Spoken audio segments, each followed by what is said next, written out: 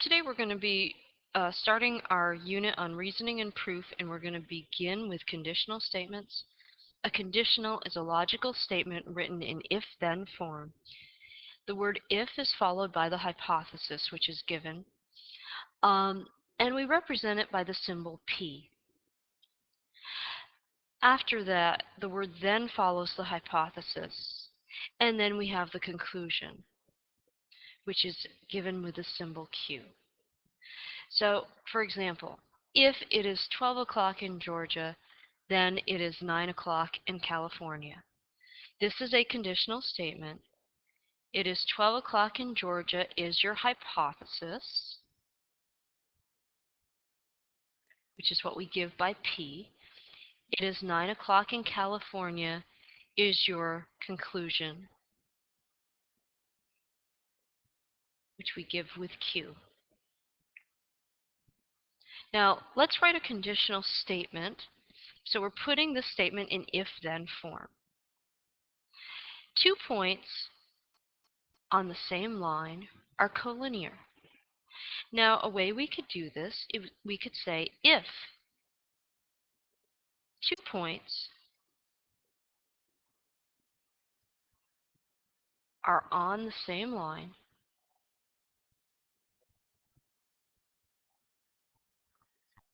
then, well, you ask yourself then, what? Look at your statement. Well, then they are collinear.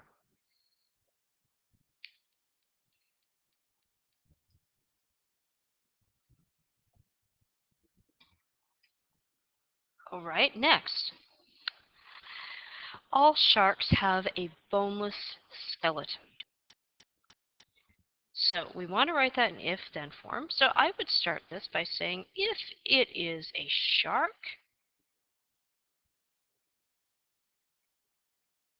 then what do we know must happen? Well, then it must have a boneless skeleton. So we'll say then it has a boneless skeleton.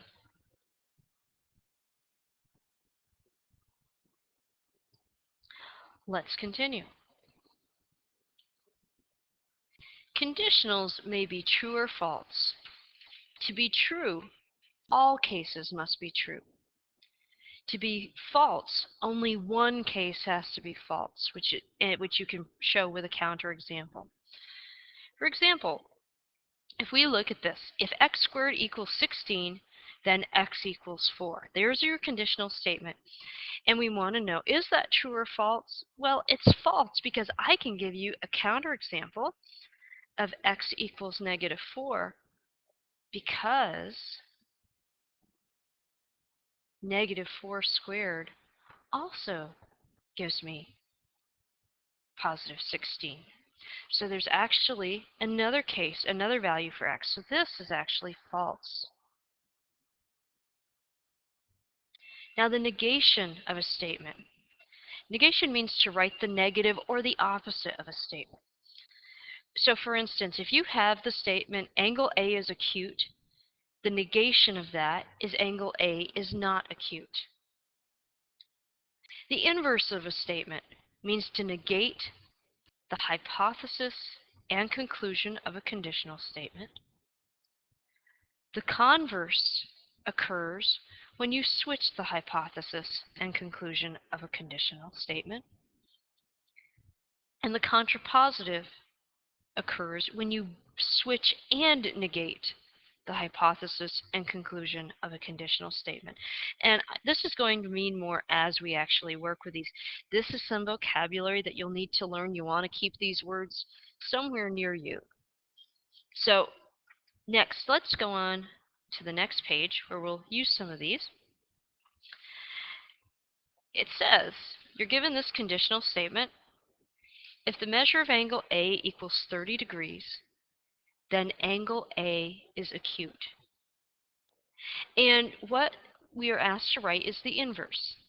Now remember, the inverse occurs when you negate the hypothesis and conclusion of a conditional. So if I negate this hypothesis, I'm going to start with the if. The opposite of saying measure of angle A equals 30 degrees is to say the measure of angle A is not equal to 30 degrees.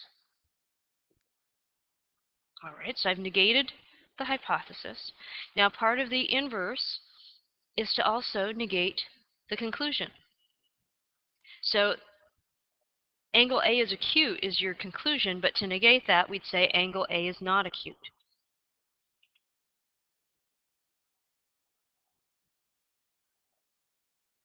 Now at this point, I'm not asking you to say whether that's true or false. I'm just asking you to get used to writing these statements. Okay, so we're not interested in whether it's true or false at this point. Just get used to what it means to write an inverse. Same with the converse and the contrapositive. Next, we want to write the converse of this original statement. Converse involves switching the hypothesis and the conclusion. Well, the measure of angle A equals 30 degrees. That's your hypothesis. Angle A is acute is your conclusion. And we're going to switch those for your converse. So we are going to say if angle A is acute, then the measure of angle A equals 30 degrees. I just switched those and kept the if and then. Again, we're not worried about whether that's true or false. We just want to write the converse, that's all. The contrapositive involves switching and negating the hypothesis and conclusion of a conditional statement. So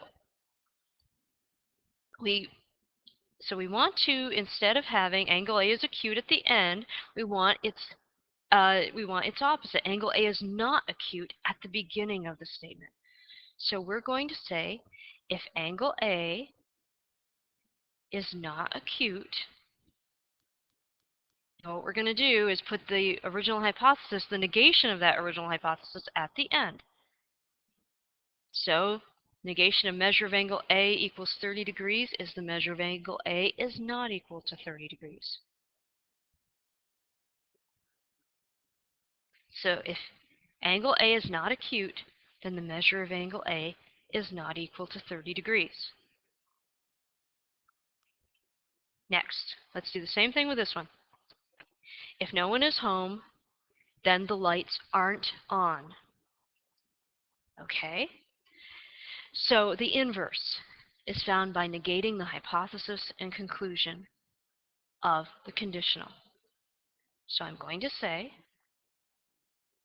if someone is home, instead of no one is home, if someone is home, then, well, I'm going to negate the conclusion, which was the lights aren't on. So to negate that, I would say the lights are on.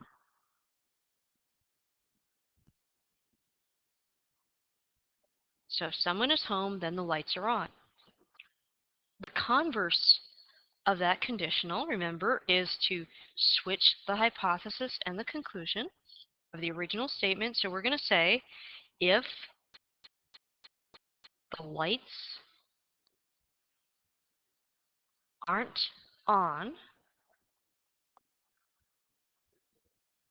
then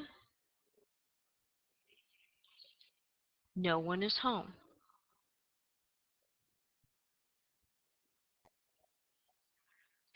And lastly, the contrapositive. So this is where we switch and negate the hypothesis and the conclusion of the statement. So we're going to, instead of saying the lights aren't on, we're going to say the lights are on. So if the lights are on, then, and now we have to negate the the hypothesis of our original statement. So we're going to say someone is home.